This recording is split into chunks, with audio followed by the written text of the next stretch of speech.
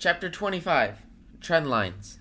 Now that you understand supports and resistances, let's dive into diagonal trend lines. In an upward trend, buyers are willing to pay more for a stock while sellers stop selling for less. In a downward trend, buyers are willing to pay less for a stock while sellers start selling for less. These trends reflect immediate buying pressure and public prospects for future growth in long-term positions. With diagonal trend lines, you can analyze price movements and time your orders entries in all trading analysis periods by connecting subsequent lows, highs, and consolidation phases. Let's look at an upward trend line example with Shopify Inc. And then you see if you connect all of the consecutive peaks, it has a very, good upward on that upward resistance level on a high upside. And then at the same time, if you connect those supports, you're going to have a very solid upward trending support line. And more recently, it's been kind of like teetering around that. And I think recording this, they've absolutely crushed it from this point on. By connecting subsequent lows early on in this trend, we can use trend lines to predict the best time to buy. Shop's price hit our quadruple bottom trend line in October 2017 alongside large red volume candles screaming buy. As time increases, the price continued to hit the trend line for a little bit. Notice that the trend line lows increase over time while the highs get higher and higher.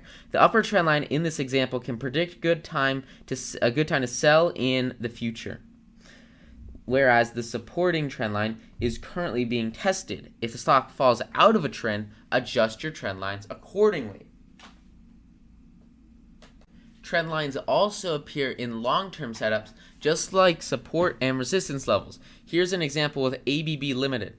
Notice that ABB and many other setups, the price may temporarily fall below a supporting trend line or above a resistant trend line. Some stocks bounce more quickly off trend lines because they have more market attention and potential participants, whereas other companies like ABB Limited are considered more stable and may fall outside of trend line ranges without necessarily breaking through them in the long term, as shown in the 2008 crash above. Be patient with your stock picks and allow ample stop loss room to account for temporary and slight price variations.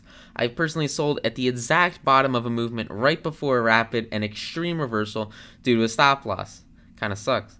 So if we look at the chart on ABB, you see those long-term increasing trend lines have acted as a top on the bottom one. The lower support level has been a top historically before the 2008 crash, and it broke through that and absolutely ran up, crushed it. But it's also been a very, double bottom resistance and also that consolidation after the crash. And once it broke through that, kind of like in an interior Bollinger Band W setup, which we'll get to soon, it's had killer performance. So that's going to validate that price level over the long term and keep it as a historically, usable price point. Same thing with that resistance level. It has been, triple top in the recent consolidation. And if you look at the chart, it was also a very big place for in the pre-2008 crash. That was where there's a lot of consolidation and quick price movement around that level. So a very reliable long-term line right there. Look for larger price movements, highs, lows, stabilization, reversals, and other previous extreme price levels to find the fast-paced price movement psychological levels. Learn your own risk tolerance level over time with trading and practice your stop loss at a protective but not restrictive level. Try to use trend lines alongside support and resistance levels to create predictable price points for profit-taking and stop-loss orders. This practice will help you create consistently high profit-loss ratios and avoid trading with poor profit-loss ratios, which we will further explore in Chapter 35. Trend lines, just like any technical indicator, should rarely be taken standalone when considering medium-term to long-term positions. Always consider underlying corporate financials, market sector, and other indicators, which we'll explore in Chapter 31 and 32 to get the best view of a stock before you enter a long-term or swing trades. Here's an example of the J.M. Smucker Company breaking through their supportive trend line. And if you see in the graph, it was a very strong historic upward trend line, a lot of bounces off of it in the past, but they broke below it and then they tried to retest it. They retested it. They couldn't break it as a resistance, and they've trailed off since then.